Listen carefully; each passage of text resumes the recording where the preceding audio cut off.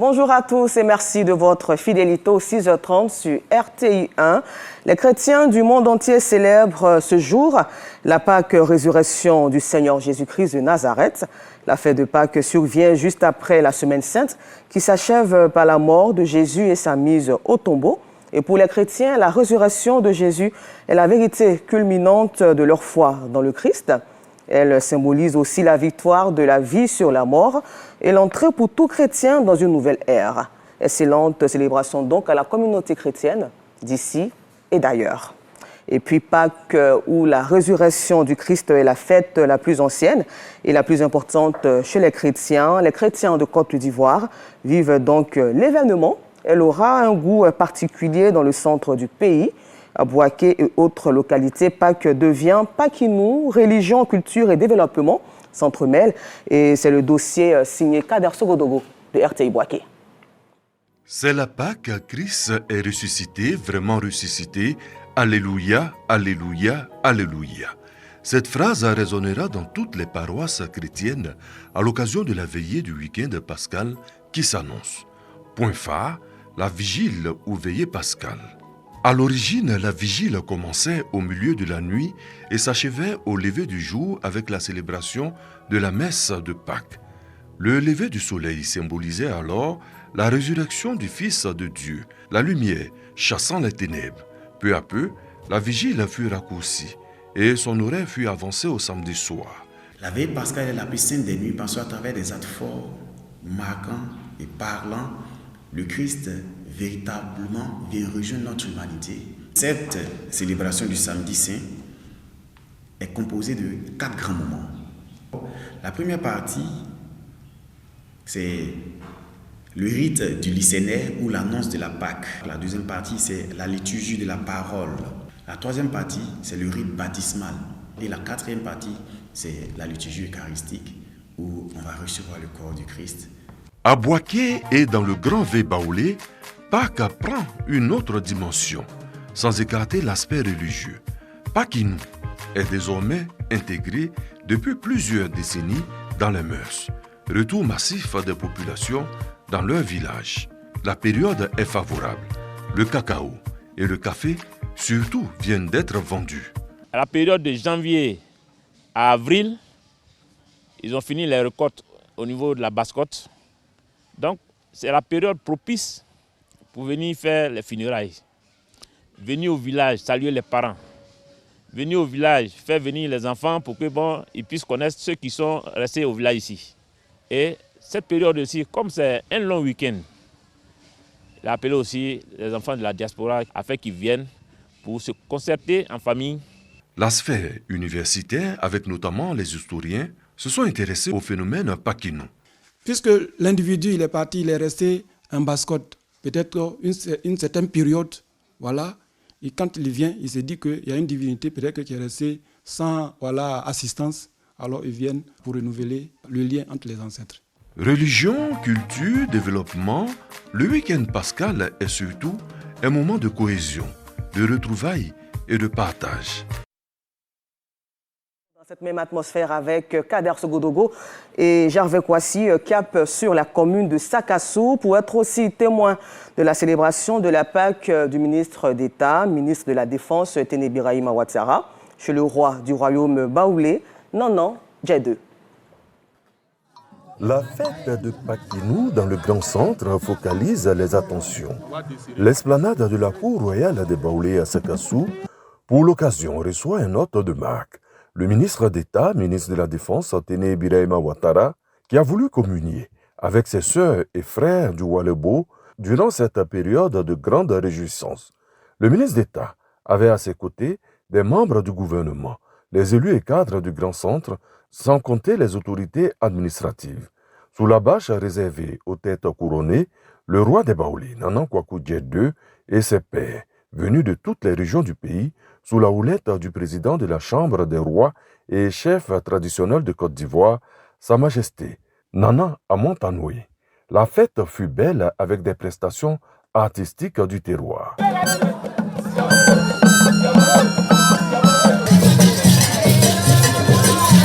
Les filles et fils du grand centre qui se succèdent au pupitre saluent l'avènement d'une Côte d'Ivoire qui renoue avec la paix et le progrès sous le leadership éclairé du président de la République Alassane Ouattara. Nous, fils et filles de Sakassou, sommes profondément honorés d'accueillir avec nos parents sur cette terre historique du royaume des Baoulés de si hautes personnalités de l'État de Côte d'Ivoire. Pakinou n'est pas qu'une simple fête, c'est un moment de retour aux sources, de communion entre les générations et de renforcement de nos liens intercommunautaires. Le roi Nana Kwaku Dié II a un message pour l'ensemble de ces sujets. Que les prochaines élections présidentielles se tiennent dans un climat apaisé à la hauteur des aspirations d'une nation réconciliée. En tant que roi des Baoulés, je prends l'engagement solennel d'appeler sans relâche mes filles et mes fils à cultiver la paix, la tolérance et la fraternité au sein de ma communauté comme avec tous les peuples. La Côte d'Ivoire a besoin de tous ses enfants, sans exception, pour son rayonnement. Au-delà de son caractère festif, Pakinou est aussi un moment de partage, de dialogue et de réflexion collective. En cela, je salue la pertinence du thème retenu cette année, paix et cohésion sociale entre les peuples, enjeux et perspectives pour le développement de Oualébo. Depuis plus d'une décennie, notre pays a fait le choix de la paix et de la stabilité avec d'importants efforts déployés dans ce sens grâce à la politique du président de la République, son Excellence M. Alassane Ouattara. Aujourd'hui, le dividende découlant de cette paix retrouvée depuis 2011, c'est le progrès visible et partagé sur l'ensemble du territoire. Le développement est également au rendez-vous au cours de la cérémonie de Pakinou à Sakassou. Les travaux de bitumage des voies de la commune d'environ 7 km pour un montant de plus de 6,5 milliards de francs CFA ont été lancés, sans compter la remise des clés du centre culturel entièrement rénové. À la page culture, la deuxième journée des festivités du FEMEA a débuté à l'amphithéâtre Tidou de l'université Jean Larouignon-Guédé, par les panneaux animés par plusieurs experts. Les étudiants et leurs autres camarades de l'UNFAS de Daloa ont pris d'assaut l'amphithéâtre qui a refusé du monde. L'ambiance électrique qui prévalait dans la salle a laissé libre cours à des explosions de joie des étudiants pour joindre donc l'utile à l'agréable. Les étudiants et l'ensemble des personnes présentes dans l'enceinte de l'amphithéâtre Tidou ont été édifiés sur le thème général de cette année qui est civisme et sécurité routière. Le non-respect des règles de la route et les conséquences liées ont été exposées à l'auditoire. Présentes à ce rendez-vous, les autorités de la ville et de l'institution académique ont chacune dans le discours dit leur satisfaction pour le choix de Daloa à cette 17e édition du FEMEA et n'ont pas manqué de demander à la jeunesse de prendre conscience de ses responsabilités. Et pour la santé oculaire, lors de cette 17e édition du FEMEA, le ministère de la Santé et de l'Hygiène publique et de la couverture maladie universelle à travers son programme national de santé oculaire et ses partenaires de l'industrie minière ont décidé de mener une campagne de dépistage et de prise en charge des malades. Frédéric Gourebi, Jean-Marc Djadji. En marge de la 17e édition du Festival des musiques urbaines d'Anoumabo, le FEMUA, le Programme national de santé oculaire et ses partenaires de l'industrie minière ont décidé de mener une campagne de sensibilisation et de dépistage des maladies oculaires. Objectif, réduire les déficiences visuelles des populations. Le Programme de la santé oculaire est une structure qui est rattachée au ministère de la Santé et qui a pour objectif de contribuer à la réduction de tout ce qui est cécité. On a des activités de consultation ophtalmologique. L'ophtalmologie va déterminer exactement qu'est-ce qui fait que cette personne ne voit pas correctement. Initiative citoyenne ancrée dans le thème du FEMUA 17, civisme et sécurité routière. Elle incarne une réponse concrète aux enjeux de santé publique dans laquelle la santé visuelle devient un levier de prévention des accidents de la route. Nous avons saisi aussi l'occasion du FEMEA Parce que le thème, c'est la sécurité routière. Et vous savez, quand on ne voit pas bien, évidemment, on ne peut pas bien conduire. Il y aura 2500 lunettes à donner après ces consultations. C'est un partenariat public-privé qui permet de soutenir des organisations de l'État ivoirien pour changer la vie de personnes, que ce soit dans le nord du pays, dans le centre ou aujourd'hui dans le sud, dans le cadre du FEMUA. Durant les 5 jours du festival, les visiteurs bénéficient de soins médicaux, de dons de lunettes correctrices et de plusieurs conseils. Cette année, le FEMUA se déroule à Abidjan et à Daloa, avec la Guinée comme pays invité d'honneur. Et pour le bien-être des populations, une opération de destruction d'une cinquantaine de produits de pêche avariés saisis dans le district autonome d'Abidjan a eu lieu ce jeudi à Tekoubé en présence du ministre des Ressources animales et halieutiques.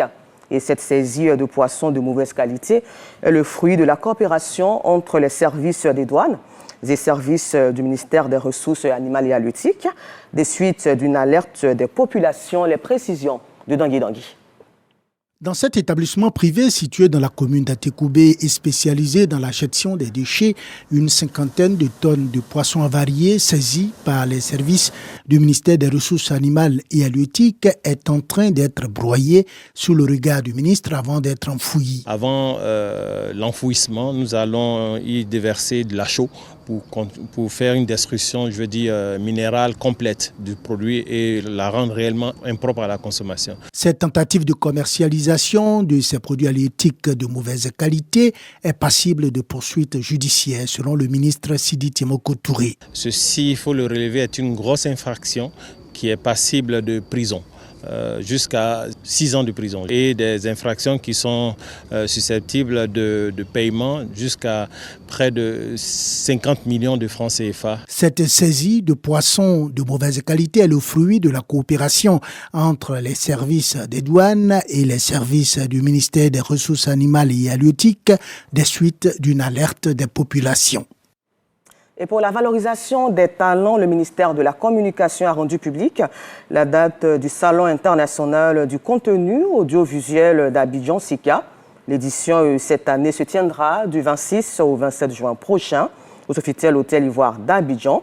Une dotation globale de 50 millions de francs CFA est donc mobilisée pour les projets en phase d'écriture ou de développement dénommé Pitch SICA, qui est reparti en 4 catégories. Ouattara Madou. Ouattara. Le SICA, Salon international du contenu audiovisuel d'Abidjan, se veut une plateforme dédiée à la structuration du secteur. De nouvelles initiatives viennent enrichir l'édition 2025. À savoir le SICA Business Hub, un espace de rencontres professionnelles, et les écrans d'or du SICA, une compétition nationale qui va honorer les meilleurs programmes audiovisuels diffusés à la télévision ivoirienne. Le concours Pitch s'adresse d'abord aux producteurs. Vous êtes soit réalisateur, scénariste, créateur de contenu ou autre.